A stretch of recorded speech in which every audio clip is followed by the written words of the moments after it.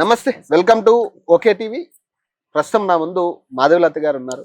చాలా ప్రశాంతమైన యజ్ఞం చేసుకుంటూ చాలా ప్రశాంతమైన వాతావరణంలో ఆమె గడుపుతా ఉన్నారు. ఒకసారి మాట్లాడదాం. జూబ్లీహిల్స్ ఉప ఎన్నికలు అయిపోయాయి.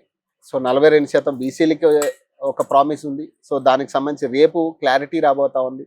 సో దీని గురించి, ఆపరేషన్ కగర్ గురించి, అలాగే 10 మంది ఎమ్మెల్యేలు రాజీనామా చేయబోతున్నారనే చర్చ జరుగుతూ ఉంది. దీని మీద కూడా ఒకసారి మాట్లాడే ప్రయత్నం.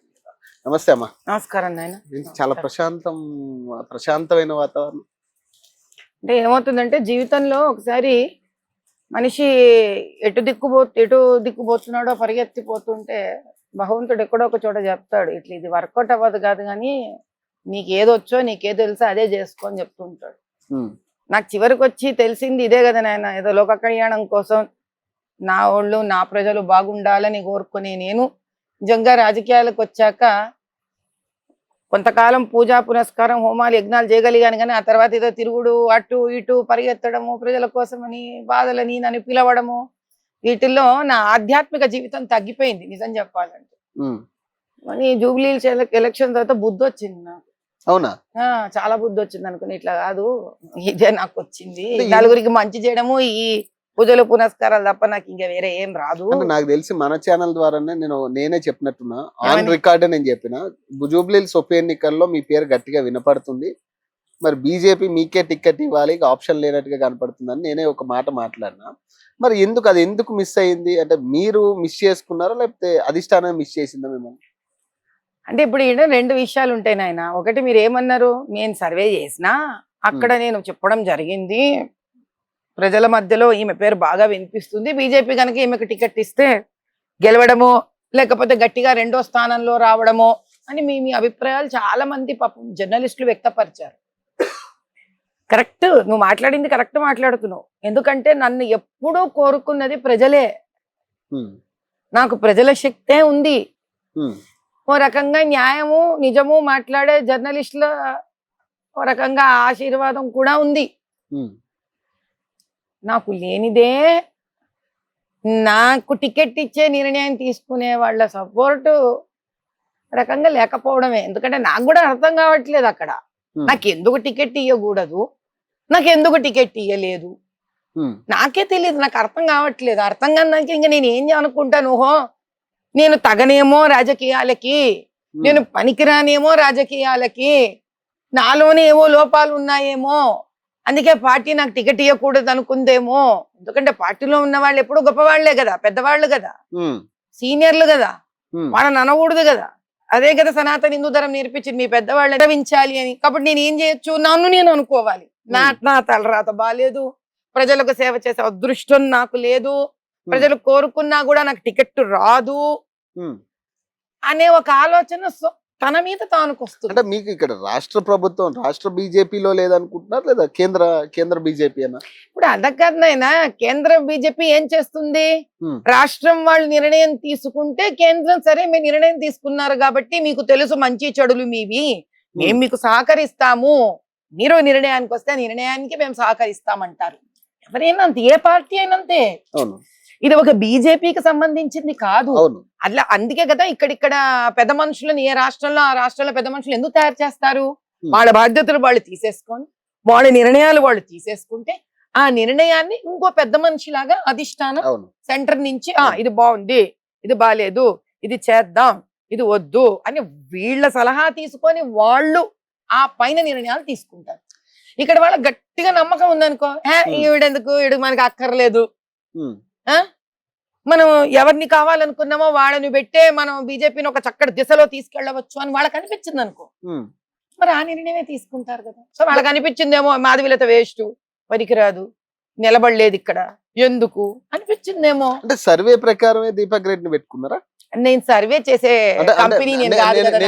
నేను అడిగేది ఏంటంటే, మీరు చెప్పాలి, మీరు సర్వేలు మీరు కదా చేశారు, సర్వే ఇన్ఫర్మేషన్ అదే అంటున్నా, సర్వే ఇన్ఫర్మేషన్ ప్రకారం ఆదిలత గారికి ఇవ్వాల్సిందే. మరి అదే కాబట్టే నాకు తెలియదు అంటున్నా. ఇప్పుడు సర్వే తారుమారైందా అది నాకు ఎలా తెలుస్తుంది బాబు?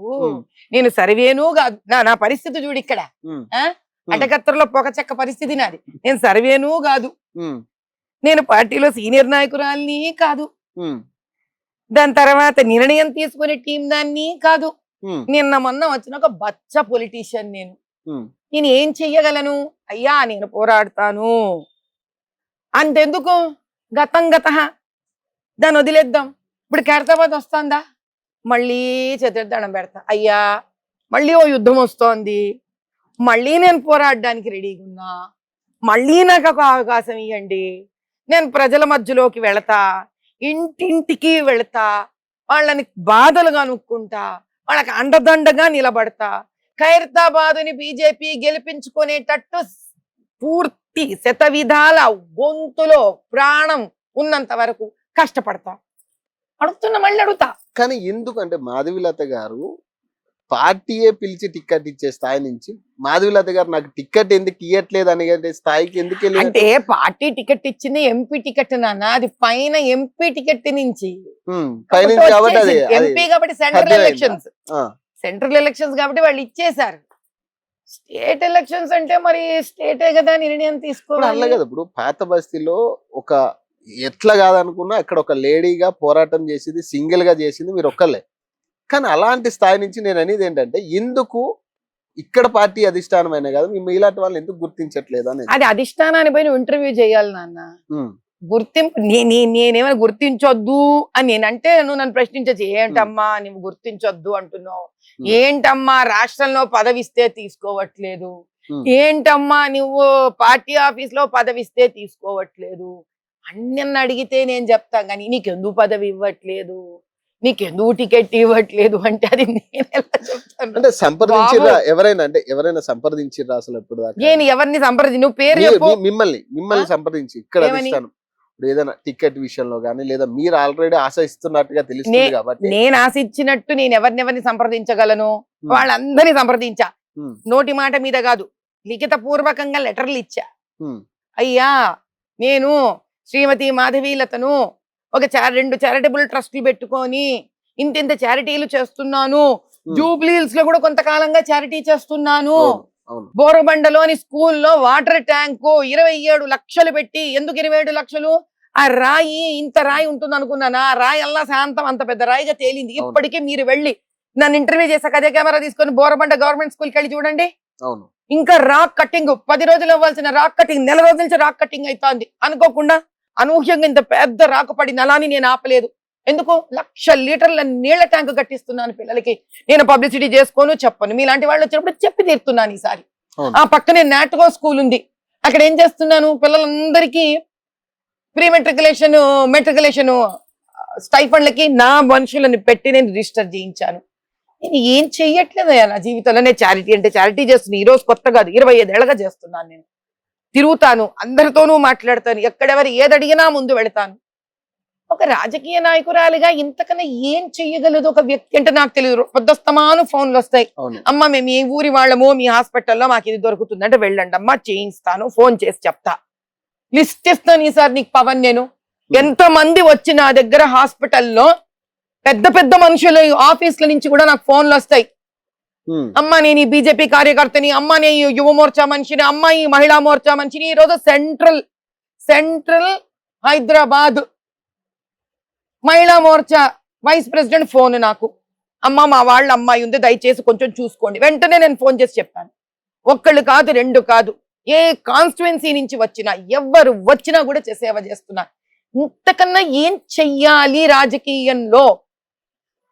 ఒక ధర్మబద్ధమైన వ్యక్తిగా నాకు తెలియట్లేదు. ఇంకా బహుశా నాకు తెలియదేమో, ఇంకా నాకు ఈ రాజకీయాలు ఎలా చెయ్యాలో తెలియదేమో. నాకు తెలిసిన రాజకీయం ఇంతే. అయినా ప్రజల కోసం ఇది నాకు యుద్ధం. ప్రతి ఎలక్షన్ నాకు ఒక యుద్ధం. ఇప్పుడు యుద్ధం డిక్లేర్ అవుతుంది, ఏ సైనికుడు ఇంట్లో కూర్చోడు, ఎదురు చూస్తుంటాడు. అదే ప్రతి సైనికుడు, అదే నాకు ఫోన్ రావాలి, ఆర్మీ ఆఫీస్ నుంచి నాకు ఫోన్ రావాలి, నువ్వు పో యుద్ధం చేయిపో అని అంటే ఊపొస్తుంది సైనికుడికి. అలా నేను ఒక రాజకీయ సైనికురాలిని. ఈసారి మళ్ళీ ఖైరతాబాద్ ఒకవేళ దేవుడి దైవాల ఎలక్షన్స్ కి వస్తే మళ్ళీ అధిష్టానాన్ని కోరుకుంటాను.